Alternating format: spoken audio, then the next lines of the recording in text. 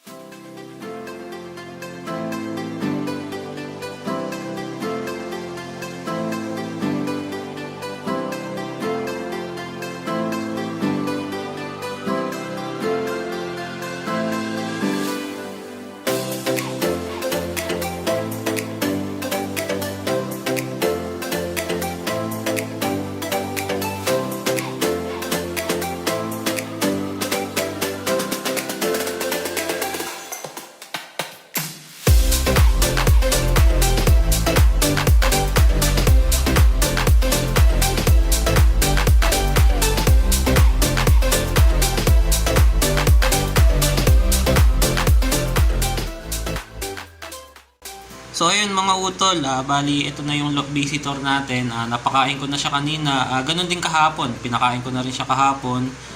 Pinainom ng tubig. Ganun din kanina, pinakain ko saka pinainom ko na rin ng tubig.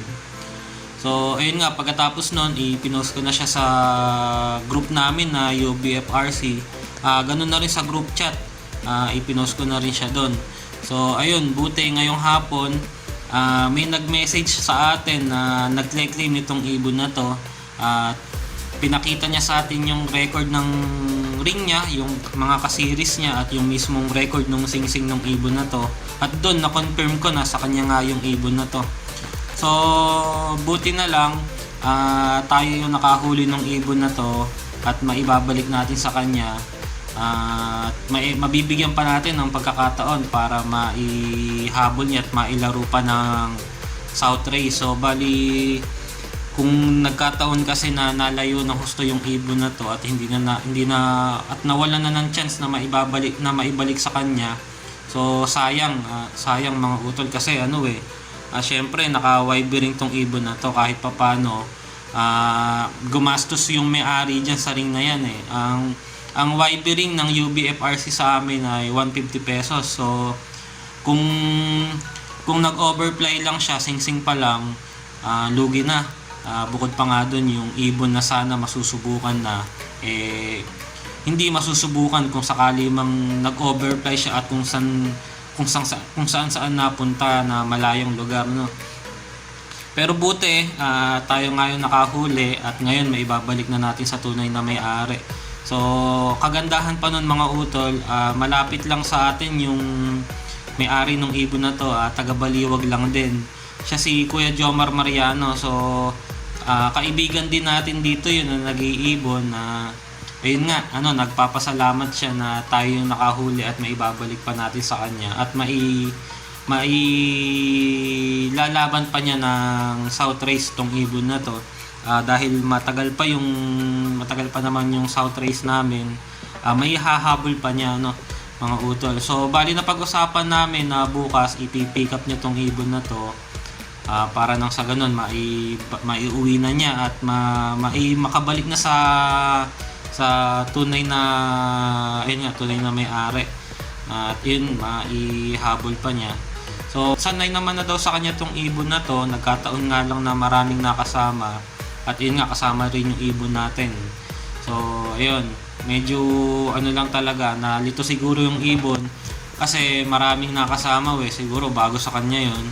Dahil ayan, makikita nyo naman medyo bata pa yung ibon, pero ayan, pagka naibalik na sa kanya yan, sigurado ako na hindi na mag-overplay ulit yan dahil rumoronda na daw sa kanya yung ibon na to. Nagkataon lang talaga. So ayun mga utol, dito ko na muna tatapusin yung video. Maraming salamat sa panonood, maraming salamat din sa suporta nyo. Kita-kita tayo ulit sa mga susunod pa nating video.